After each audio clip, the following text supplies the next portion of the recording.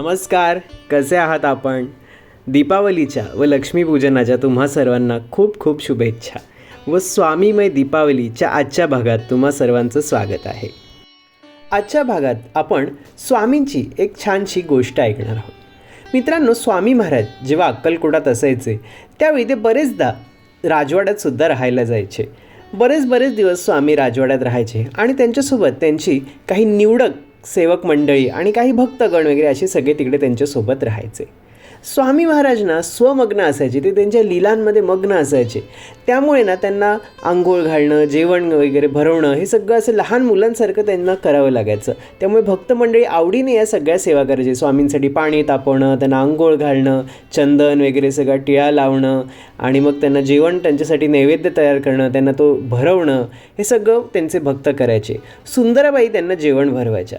तर असंच एकदा स्वामी महाराज राजवाड्यात असताना दुपारच्या वेळी सुंदराबाई त्यांना जेवण भरवत होत्या आणि झालं असं की समोर बरीच भक्त मंडळी वगैरे बसलेली होती आणि स्वामींना जेवता जेवता अचानक स्तब्ध झाल्यासारखे, असे कुठल्या तरी गहन विचारात गेल्यासारखे स्थिर झाले आणि त्यांची नजर अगदी शून्यात पाहत होती, जसं काहीतरी खूप गंभीर गहन विचार करत आहेत ते स्वामी.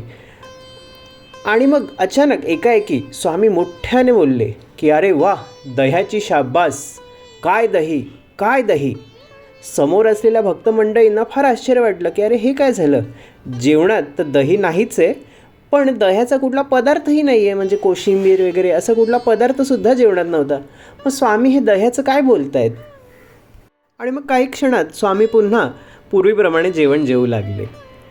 भक्तांना या गोष्टीचं फार आश्चर्य वाटलं की अरे हे असं काय झालं. तर झालं असं होतं की एक गवळण आहे ना, जी स्वामींची भक्त होती, ती स्वामींना जेवणामध्ये दही द्यावं, आपण छान असं दही बनवून स्वामींना जेवणामध्ये द्यावं अशी तिची इच्छा होती. त्यासाठी तिने खास छान दही तयार केलं आणि ती दुपारच्या वेळी घरातून दही घेऊन निघालेली होती. पण थोडं अंतर पार केल्यावर तिला असं लक्षात आलं की अरे आपल्याला आता खूप उशीर झालेला आहे, म्हणजे जोपर्यंत मी अक्कलकोटात पोचेन तोपर्यंत स्वामींचं जेवण वगैरे सगळं उरकलेलं असेल आणि आपलं दही काय आता स्वामी खाणार नाहीत. याचं तिला फार वाईट वाटलं आणि ती तिकडेच एका झाडाखाली बसली आणि मोठमोठ्याने रडायला लागली. तेव्हा स्वामी महाराज तिच्या समोर तिथे प्रकट झाले.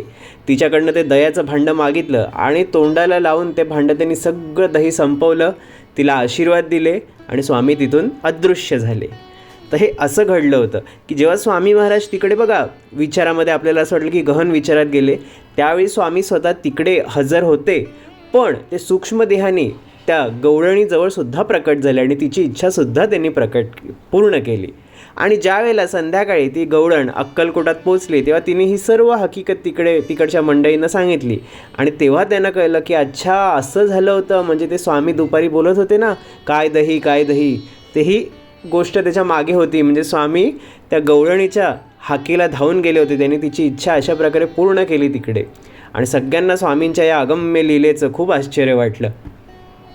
मित्रांनो, यातून आपल्याला खूप छान एक संदेश मिळतो की आपण तारक मंत्रात म्हणतो बघा की अतर्क्य अवधूत हे स्मरणगामी, म्हणजे स्मरण करताच भक्तांच्या मदतीला धावून जाणारे ते म्हणजे आपले स्वामी. त्या गवळणीने तिकडे आठवण काढली, तिच्या मनात इच्छा होती की स्वामींना आपण आपल्या हातचे छान दही खाऊ घालावं. स्वामी तिने आठवण काढताच तिथे प्रकट झाले आणि तिची इच्छा पूर्ण केली.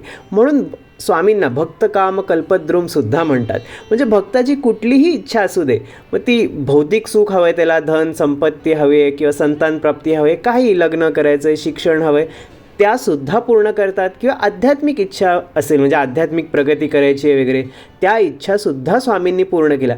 फक्त तुम्ही मनापासून त्यांना साथ घालण्याची खोटी की स्वामी लगेच त्या इच्छा पूर्ण करतात. भक्तांच्या हाकेला स्वामी लगेच धावून येतात. संकट असो किंवा कुठली प्रॉब्लेम असो, आजारपण असो किंवा कुठली इच्छा असू दे, तुम्हाला काय हवं आहे, योग्य आणि चांगली इच्छा असेल तर स्वामी ती नक्की पूर्ण करतात आणि सगळे त्रासबीजसुद्धा घालवतात. फक्त एकदा मनापासून त्यांना हाक मारा, स्वामी तुमच्या मदतीला, तुमच्या इच्छा पूर्ण करण्यासाठी सुद्धा नक्की धावून येतील. तर स्वामींनी तुमच्याही कुठल्या तरी इच्छा पूर्ण केल्या असतील, तुमच्याही मदतीला, तुमच्याही हाकेला स्वामी कधी धावून आले असतीलच ना. तर असे काही तुमचे अनुभव असतील ना, तर ते कमेंट्समध्ये नक्की लिहून कळवा. आपले स्वामी भक्त ते वाचतील, त्यांनासुद्धा त्यातून प्रेरणा मिळेल. आणि आजचा आपला हा व्हिडिओ तुम्हाला कसा वाटला ते नक्की मला कमेंट्समधून कळवा. आवडला असेल तर लाईक आणि शेअरसुद्धा करा. आणि आपला स्वामींचा महिमा या चॅनलला सबस्क्राईब अवश्य करा.